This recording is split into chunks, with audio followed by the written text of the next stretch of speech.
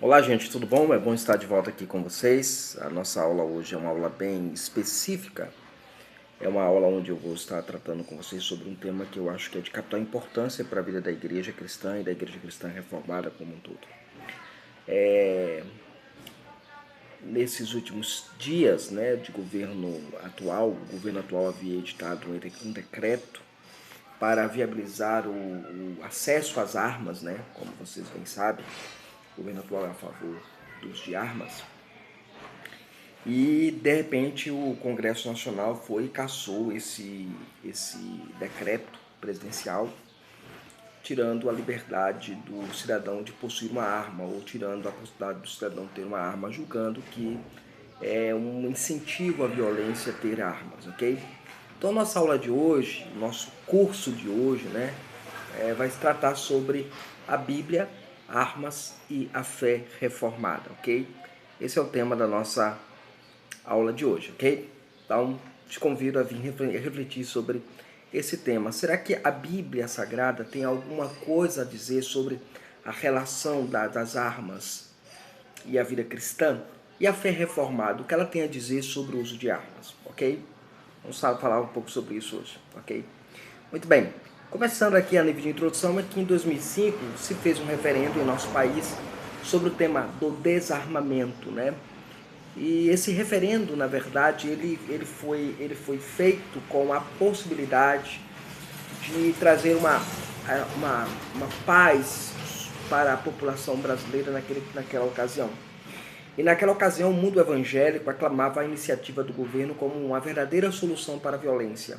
Na verdade, o governo apareceu como aquele Messias, um governo messiânico, um governo que tem preocupação com a população brasileira e por isso ele decidiu colocar o tema das armas como sendo um tema voltado, aplicado, sei lá, um tema muito, muito urgente, seria um tema muito urgente, ok? Então, o mundo evangélico, naquela ocasião, ele aclamou, a solução como iniciativa para o problema da violência na nossa nação. E argumentavam que a Bíblia, os crentes diziam, a Bíblia ela é a favor do desarmamento.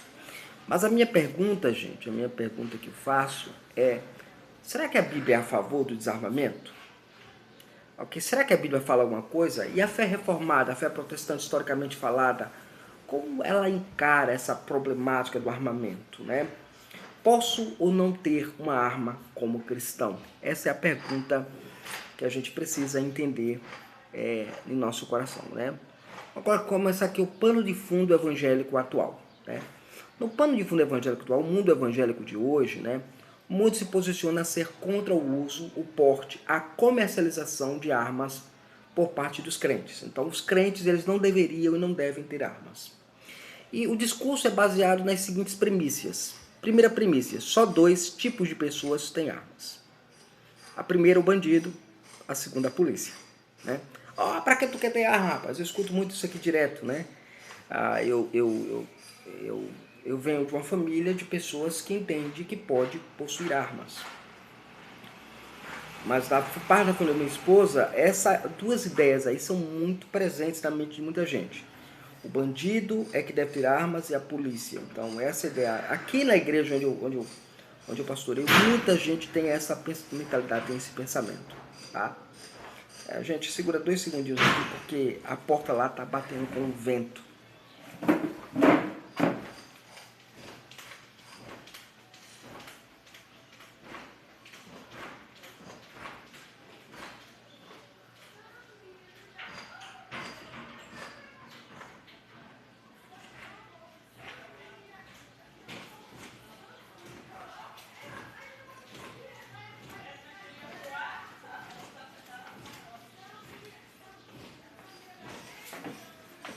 Pronto, voltei. Então, esse é um problema que você tem enfrentado na igreja como um todo. E as pessoas têm essa argumentação de que o bandido é que tem que ter arma e o policial é que tem que ter arma. Na verdade, o bandido não é para ter arma, Mas tudo bem. Ok. Mas um alerta para a igreja do nosso tempo é necessário ser dado, né? Primeiro que os grandes heróis da fé da igreja eram homens de armas. Hebreus capítulo 11, versos de 32 a 34, né? Nos fala dos heróis da fé como homens que lutaram, né? Guerrearam, batalharam, né? Tiveram armas, foram homens de armas, homens que possuíam armas, homens que tinham armas à sua disposição para lutar contra os seus inimigos, né? Então, quando a gente estuda a questão do armamento, né, a gente precisa olhar para isso, né? Versos 32 a 34 diz assim: e que mais direi? Certamente me faltará tempo necessário para me referir que a respeito de Gideão, de Baraque, de Sansão, de Jefté, de Davi, de Samuel e dos profetas, os quais por meio da fé subjugaram reinos, praticaram justiça, obtiveram promessas, fecharam a boca de leões, extinguiram a violência do fogo, escaparam ao fio da espada, da fraqueza tiraram força, fizeram-se poderosos em guerra e puseram em fuga exércitos de estrangeiros. Então eu tenho aí os grandes heróis da Bíblia Sagrada, eles eram homens de armas. Os cristãos devem ter o controle sobre as armas, portá-las e usá-las quando for necessário? Essa é a grande pergunta. Então deixa eu começar levantando aqui 5 proposições porque você deveria pensar sobre isso. A primeira proposição é que os cristãos deveriam estar no controle de suas próprias armas. Esse é um ponto importante. Então eu tenho que estar com controle próprio das minhas próprias armas. No Novo Testamento, o ensino de Jesus sobre este aspecto é muito claro. Considere, por exemplo, o capítulo de Lucas, capítulo 22, verso 36, né? Lucas 22, 36. Vamos ver o que diz aqui o texto sagrado, Lucas 22, 36. Aqui, pronto. Diz assim a palavra do Senhor a nós. Então lhe disse: agora, porém, quem tem bolsa, tome-a como também o alforje. E o que não tem espada, venda a sua capa e compre uma. Ok? Aqui, gente, quando nós lemos essa passagem, Jesus instruindo os seus discípulos a comprarem espada, né? A capa no tempo de Cristo era muito valiosa, pois protegia o corpo do frio. Tanto é que quando você ia pegar um dinheiro para tomar alguma coisa emprestada, o que o penhorista pedia como penhora era a capa, e à noite ele tinha que devolver essa capa. Isso aí você lê na legislação judaica do Novo Testamento. Então a capa era uma coisa muito valiosa, muito preciosa, muito cara também, que protegia o corpo. Mas Jesus pede para que eles vendessem a capa para comprar uma espada, porque a espada protegia a vida, né? A capa protegia o corpo, mas a espada protegia a vida. Isso aí é importante a gente levar em bastante consideração, ok? Muito bem. O outro texto que você pode observar, onde Jesus argumenta em prol do uso de armas, está em Lucas capítulo 11. Você volta a sua Bíblia um pouquinho para Lucas capítulo 11 e verso 21. Lucas 11, 21. Ela nos diz assim: quando o valente bem armado guarda a sua própria casa, fica em segurança todos os seus bens. Ora, por que Jesus ordenou-nos a comprar armas, né? A posse da arma legal deveria ser vista como um direito dado por Deus ao homem. E o direito da autodefesa, como nós vemos aqui em Lucas capítulo 11, verso 21, é inalienável, não pode ser tirado à força do cidadão e não pode ser retirado por qualquer governante. Então, é inalienável o desejo de querer defender-se. Você tem o direito à sua autodefesa, à sua autopromoção, ok? Em relação à sua própria vida. Segundo lugar, eu preciso considerar isso, nesta breve aula aqui, gente, que os cristãos deveriam disciplinar-se para realmente portar suas armas quando necessário e defender a vida, né? A sua vida e a integridade física. Por exemplo, e aí o texto que é bem interessante sobre isso, está lá, esse é o papel do crente que conhece a palavra de Deus. Por exemplo, lá em Neemias, capítulo 4, abrindo a sua Bíblia lá em Neemias, capítulo 4.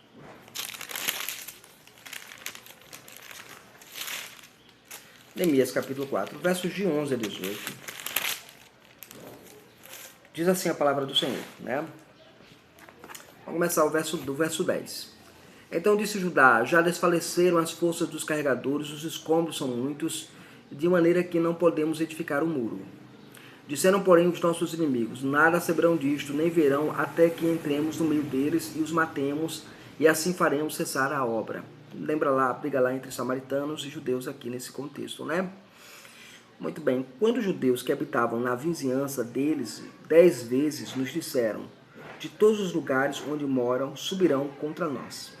Então pus o povo por famílias nos lugares baixos e abertos, por detrás do muro, com as suas espadas e as suas lanças e os seus arcos. Inspecionei, dispus-me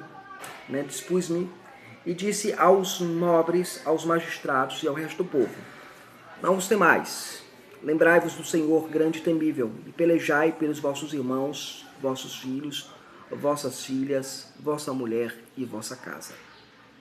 E sucedeu que, ouvindo os nossos inimigos, que já sabíamos e que Deus tinha frustrado o desígnio deles, voltando todos nós ao muro, cada um à sua obra.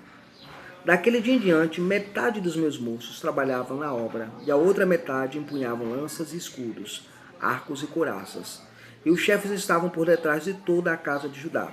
E os carregadores, que por si mesmos tomavam as cargas, cada um com uma das mãos fazia a obra e com a outra segurava a arma. Os edificadores, cada um trazia a sua espada e cinta, e assim edificavam. O que tocava a trombeta estava junto de mim. Veja, aqui Neemias, ele lembra exatamente aqui um ponto interessante. Está claro aqui nessa passagem, e de todo o restante do livro de Neemias, que um dos benefícios de se estar armado era que eles nunca precisariam realmente usar as suas armas. O inimigo sabia que se eles estavam armados e prontos, então o inimigo ficou de longe observando. A paz civil vem da força e da prontidão da população de bem e não do diálogo do pensamento positivo. Então, se o inimigo sabia que agora aquela população estava armada, ele não ia enfrentar essa população armada porque saberia que teria problemas muito sérios e muito gigantescos na sua empreitada. Então, quando você estuda a Bíblia, você descobre, por exemplo, que a Bíblia ela dá margem, ela autoriza ao cidadão de bem, à pessoa de bem, à pessoa que glorifica a Deus, que honra a Deus, o crente como um todo, a preservar a sua vida, veja o texto diz que vocês vão lutar, vão preservar, vão proteger quem? Os seus filhos, as suas filhas, suas esposas, suas propriedades. Então, no uso de armas, você vai ter esse benefício. E uma das coisas que é bem pontuada aqui no texto é que os inimigos ficaram só olhando de longe, porque sabiam que se fossem atacar, seriam atacados também. Até então eles não sabiam, até então eles queriam planejar, fazer um ataque, sabia que a população não tinha armas naquele momento. Eles não, então vamos acabar com aquela construção, porque a gente não quer o templo ali edificado. Mas aí quando eles descobrem, quando Neemias e Esdras descobrem o intento e a tentativa dos inimigos, eles se planejam, se armam, né? E o inimigo sabe que eles estão bem armados e não vai atacá-los. Então, portar armas é um dever e um direito do cidadão de bem. O outro texto é o texto de Esther, capítulo 8, verso 17, até o capítulo 9, verso 6, né? Capítulo 8, né, de Esther. O livro de Esther, que é um livro bastante interessante também. Aqui.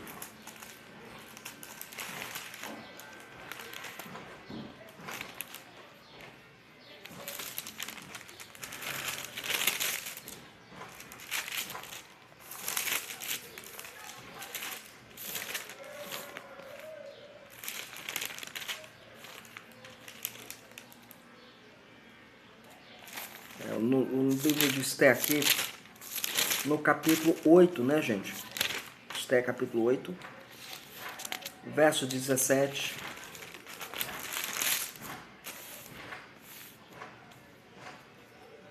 Até o capítulo 9, verso de 1 a 6. Diz assim: também em toda a província, em toda a cidade onde chegava a palavra do rei e a sua ordem, havia entre os judeus alegria e regozijo, banquetes e festas. E muitos dos povos da terra se fizeram judeus, porque o temor dos judeus tinha caído sobre eles. No dia 13 do 10º mês, que é o mês de Adar, quando chegou a palavra do rei e a sua ordem para executar, no dia em que os inimigos dos judeus contavam a senhorar-se deles, Sucedeu o contrário, pois os judeus é que assenhoraram-se dos que os odiavam, porque os judeus nas suas cidades, em todas as suas províncias do rei Assuero, se ajuntaram para dar cabo àqueles que lhes procuravam mal. Ninguém pôde resistir-lhe, porque o terror que inspiravam caiu sobre todo aquele povo. Todos os príncipes das províncias e os setapras e os governadores oficiais do rei auxiliavam os judeus, porque tinham caído sobre eles o temor de Mordecai. Porque Mordecai era grande na casa do rei e a sua fama crescia por todas as províncias, pois ele se ia se tornando mais e mais poderoso. Feriram, pois, os judeus todos os seus inimigos a golpes de espada. Com a matança e destruição fizeram dos seus inimigos o que bem quiseram. Na cidade de Suzã, os judeus mataram e destruíram 500 homens. Tá, o que você tem aqui? Você tem, lembra lá de Amã, né? Amã, ele planeja matar todos os judeus, usa de engodo, né, contra o rei e faz com que o rei crie uma lei que mate todos os judeus como se fosse animal indo para o matadouro sem defesa. Quando Mordecai descobre todos os planos, não há como mudar o edito real, porque não podia se modificar o edito real, e a data da matança estava se aproximando. Qual foi a ideia de Mordecai? Não, vamos fazer o seguinte: vamos dar ao povo o direito de defender-se, legítima defesa. Vamos fazer com que o povo compre armas, exerça o direito de ter armas para defender a sua própria vida. Veja que coisa, essa é a diferença de um povo, de um governo que olha da perspectiva divina as coisas, e não um governo que olha da perspectiva humana, né? Que tenta levar as pessoas como servos, serviçais, subservientes ao projeto idealista de poder e de governo. Todo ditador, ele tenta remover do povo as suas armas, ok? O cristão precisa estar alerta disso. Este ato de autodefesa foi aprovado por Deus e comemorado na festa de Purim dos judeus até os dias de hoje. Então, o direito à legítima defesa é algo que a Bíblia ela autoriza, e por isso o cristão deveria estar pronto a ter a sua própria arma. Terceiro, os cristãos deveriam pessoalmente regulamentar o acesso e ao uso das suas próprias armas. Assim, a questão é, como é que eu devo encarar as armas? Porque esse é um argumento que faz, né? Ah, não, a arma ela é perigosa, pode acontecer acidente e tal, e pode mesmo acontecer acidente. Mas como é que eu devo encarar uma arma, né? As armas elas devem ser encaradas como ferramentas. Nós não deveríamos permitir que crianças pequenas brincassem com uma lâmina de afiar de barbear, com uma faca, né? Com uma furadeira ou com serrotes. Fazer isso é um convite a ferimentos ou até pior, a morte. Então eu não posso permitir que meu filho brinque com armas. Eu não permito meu filho brincar com faca, com gilete, com uma ferramenta minha. Eu não permito. Por que eu vou permitir que meu filho brinque com arma? Isso aí eu não posso fazer. Tá? Existem mais acidentes com facas do que com armas de fogo no nosso país. Vamos acabar com as facas? Não. Né? Segundo, assim você deve também manter essas ferramentas em lugar e em condições seguras para que as suas crianças não alcancem e brinquem com elas. Então esse é um passo bem pontuado que a gente precisa considerar, ok? Terminando aqui a nossa aula de hoje, eu quero terminar apresentando mais algumas coisas interessantes. Primeiro, os cristãos deveriam restringir-se a disciplinar-se sobre o uso de suas armas. Como assim? Como pessoalmente o cristão deve usar as armas? Essa é a grande pergunta, né? O cristão deveria restringir-se a disciplinar no uso de armas. Eu preciso saber como usar a minha arma. Se eu tiver a oportunidade de ter armas, eu preciso saber como usar a minha arma, né?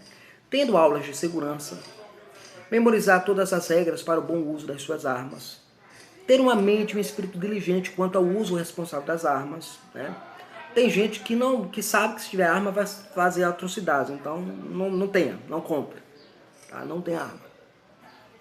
Mas também não tira o direito de quem quer ter, tá? Ter uma mente e um espírito diligente, né? Se o Estado fornecer a licença para portar armas, os cristãos devem fazer uso desse direito. Né? Você diz, não, agora o cidadão vai poder portar a arma, andar com a arma, ir no mercado, comprar, fazer tudo, como acontece nos países de primeiro mundo, ele pode fazer isso. Então, é isso que a gente precisa considerar, levar também em consideração, tá bom? A outra questão aqui é que os cristãos deveriam manter e portar armas em prol da criação de uma sociedade de paz e de liberdade. Ter armas não significa apenas que eu sou egoísta em querer proteger o que é meu. Eu preciso também entender que as armas me ajudam a preservar a paz e unidade na cidade ou no lugar onde eu moro. Os cristãos são promotores da paz quando usam armas. Por que você deveria usar uma arma? Né? Primeiro, para proteger o que é seu, sua propriedade. Segundo, para proteger o que é do seu próximo, ou seja, do meu vizinho. Terceiro, para construir uma sociedade mais justa. Ok? Aí a gente entra agora naquela discussão sobre o sexto mandamento da lei de Deus. Mas, pastor, e aí o sexto mandamento e o uso de armas? Como lidar com isso, né? O mandamento diz assim, não matarás. Este mandamento não está proibindo o uso de armas de fogo? Não estaria esse mandamento proibindo eu usar as armas de fogo? Não estaria pecando um cristão ao usar uma arma de fogo contra este mandamento? Ora, só Deus pode tirar a vida, por que como cristão eu deveria usar uma arma de fogo diante do sexto mandamento? Primeiro, considere o Catecismo Maior de Westminster e o sexto mandamento. Primeiro, quais são os deveres exigidos no sexto mandamento? O Catecismo coloca o seguinte, os deveres exigidos no sexto mandamento são todo empenho cuidadoso e todos os esforços legítimos para a preservação de nossa vida e a de outrem. E aí ele coloca um bocado de coisa e coloca algumas coisas aqui que eu quero trazer para vocês. Primeiro, implicações por meio da justa defesa dela contra a violência. Quais são as explicações dos deveres? Primeiro, o sexto mandamento é dado para que nos empenharmos a cuidar da nossa vida e de quem nós amamos. Esse é um ponto importante. Segundo, que para isso devemos fazer uso da legítima defesa contra a violência. Então, o sexto mandamento diz que eu devo preservar a minha vida, a vida de quem eu amo, né, minha esposa, meus filhos, meus vizinhos, mas também aponta para um outro ponto interessantíssimo, importantíssimo que a gente precisa considerar, que é a realidade de que eu devo fazer uso legítimo da legítima defesa contra a violência. Então, eu não promovo a violência quando eu uso armas. Entenderam? Eu não promovo violência quando uso armas. Seguindo aqui, o Catecismo Maior de Westminster, o sexto mandamento e os de armas na pergunta 136, agora os pecados, né? Quais são os pecados proibidos no sexto mandamento? Os pecados proibidos no sexto mandamento são o tirar a nossa vida, ou seja, o suicídio, ou a de outrem, o homicídio, exceto em caso de justiça pública, a pena de morte, a guerra legítima, quando você vai defender o país, e a defesa necessária, quando você vai defender alguém ou defender a sua própria vida. Então, isso são as exceções. Quais são as exceções na aplicação da justiça através do sexto mandamento? Quais são as exceções que eu posso matar alguém? Então, primeiro, na questão da justiça pública, pena de morte. Segundo, na guerra legítima, ou seja, uma guerra legítima. E na legítima defesa necessária, ou seja, eu vou me defender de alguém que vai tentar tirar minha vida ou a vida de alguém. Agora, quando é que eu peco?